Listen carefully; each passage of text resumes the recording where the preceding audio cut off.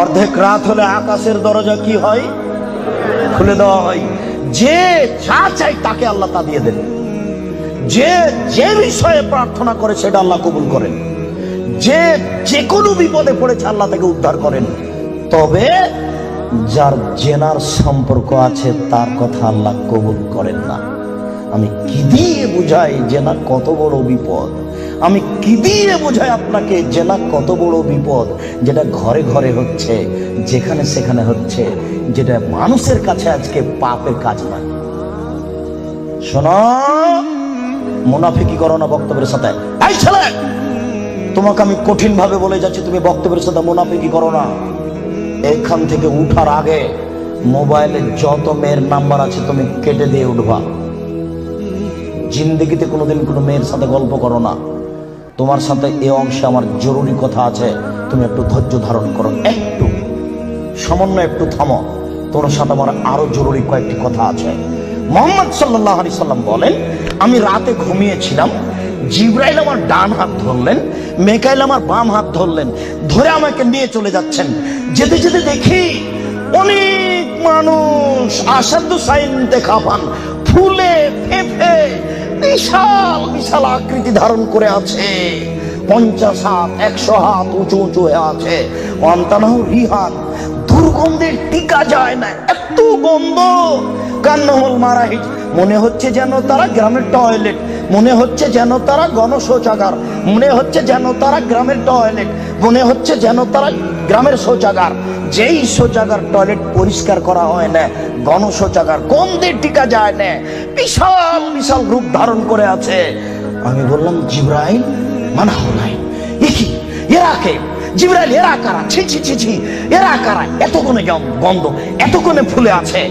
তখন জিবরাইল বললেন, অহমদ জোনাতা সাওয়ানি, এরা হলো ব্যভিচার, ব্যভিচার নেই।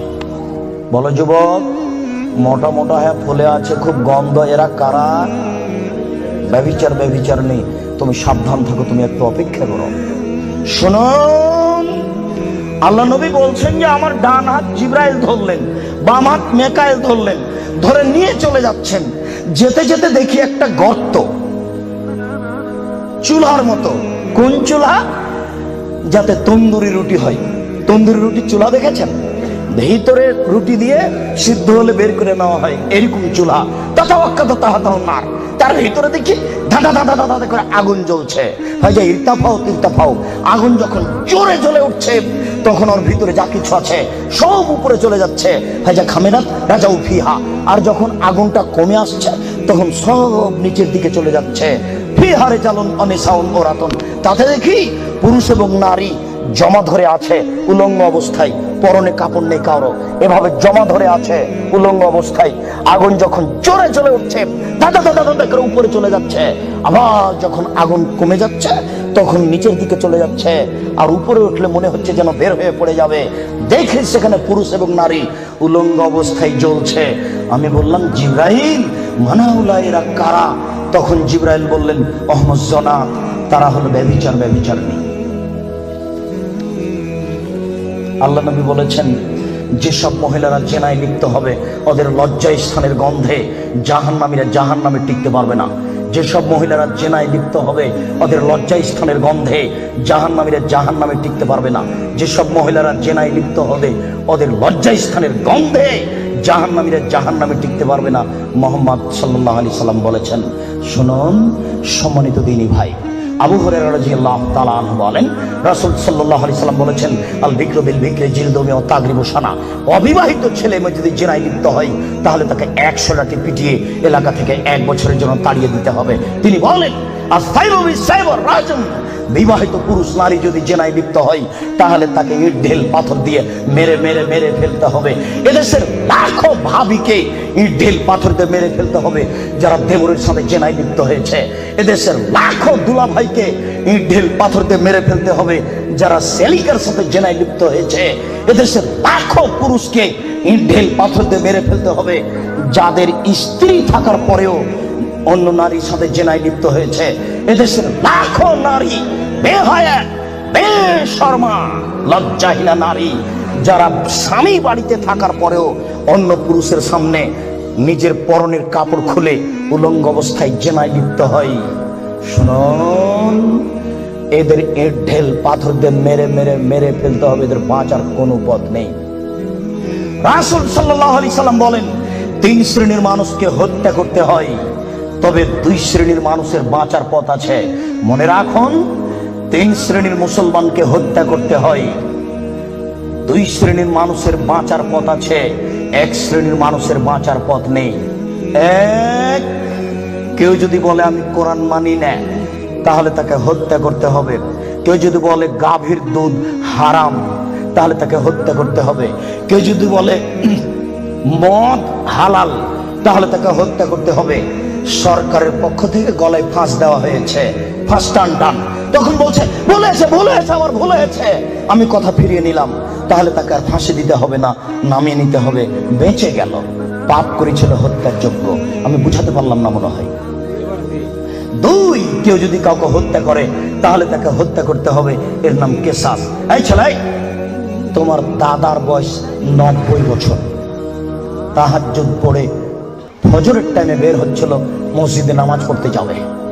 কালকে তোমার দাদাকে একটা ছেলে গালি দিয়েছে, তাহাজ্জুদ পড়তে বের হওয়ার সময় দেখো ওই ছেলেটা, তোমার দাদা এক থাপ্পড় দিতে ছেলেটা মারা গেছে। এখন তোমার দাদাকে কেসাস স্বরূপ ফাঁসি দিতে হবে সরকারের পক্ষ থেকে, তবে তোমার দাদার বাঁচার পথ আছে।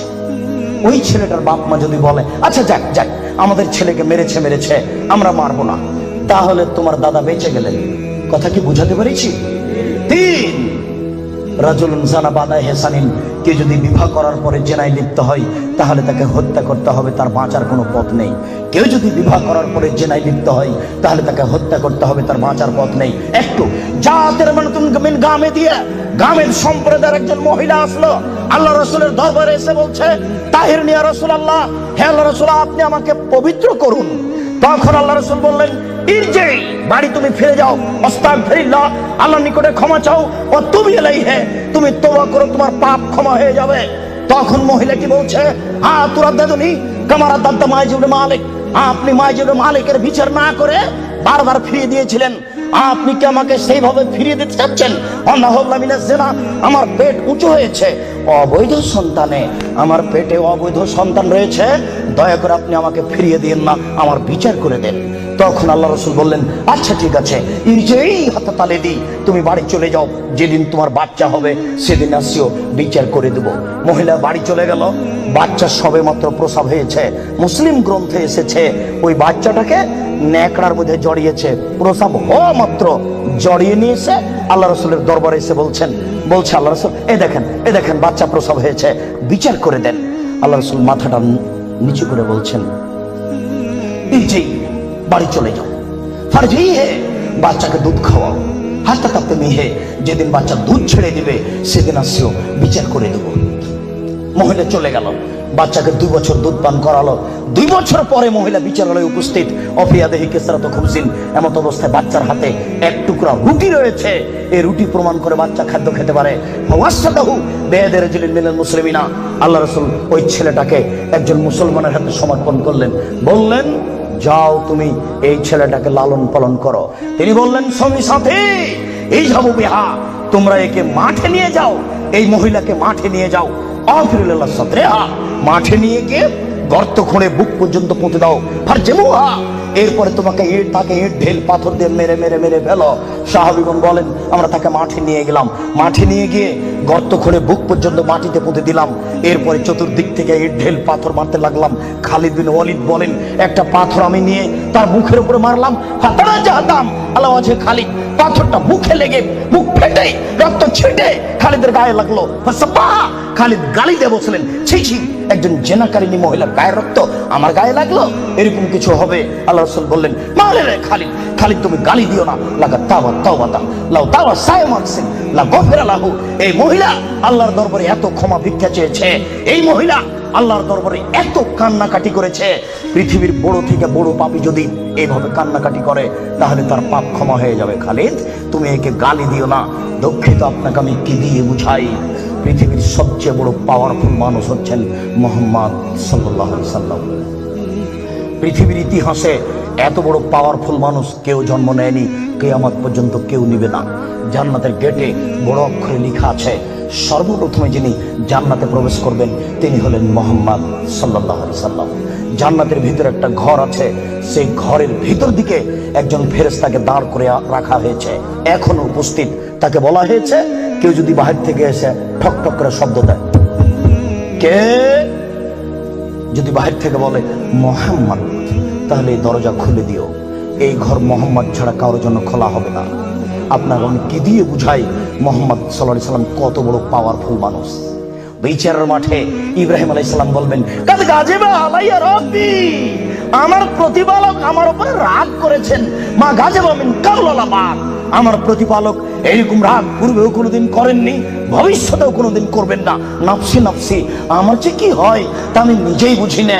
এইভাবে চিল্লাচিল্লি করবেন ইব্রাহিম আলাইহিস সালাম। আপনার হুজুরের কি হবে, পীর সাহেবের, আপনাকে আমি কি দিয়ে বুঝাই? শুনুন, ওই সময়তে মুহাম্মদ সাল্লাল্লাহু আলাইহি সাল্লাম সিজদায় পড়বেন, তখন আল্লাহ বলবেন, এই ফারাসাক সালতুতা পাসফাতু সাফা, মুহাম্মদ মাথা উঠান, বলেন, যা বলবেন তাই মেনে নিব, যেই কথা বলবেন আমি সে কথাই গ্রহণ করব। আপনি মাথা উঠান না, আপনি বলেন না আমাকে কি বলছেন, আমি আল্লাহ, আপনি যা বলবেন তাই মেনে নিব। এত বড় পাওয়ারফুল মানুষ, একটু বলতে পারলেন না, যাও যাও, তোমার বিচার হবে না, তোমার পাপ ক্ষমা হয়ে গেছে, যাও, তোমার বিচার হবে না। এই কথা তিনি বলতে পারলেন না। এত বড় পাওয়ারফুল মানুষ, তিনি খালি বললেন, খালিদ তুমি একে গালি দিও না, এত তওবা করেছে। এরকম তওবা যদি বড় থেকে বড় পাপী করে তাহলে তার পাপকে ক্ষমা করা হবে খালিদ। তার মানে এর পাপ ক্ষমা হয়ে গেছে, তাই তো তিনি জানাজা করলেন, তাই তো তিনি কাফন দাফন করলেন। কিন্তু তিনি তাকে বলতে পারলেন না, যাও যাও, তোমার বিচার হবে না, তোমার পাপ ক্ষমা হয়ে গেছে। পৃথিবীর সবচেয়ে বড় পাওয়ারফুল মানুষ এ কথা বলতে পারলেন না।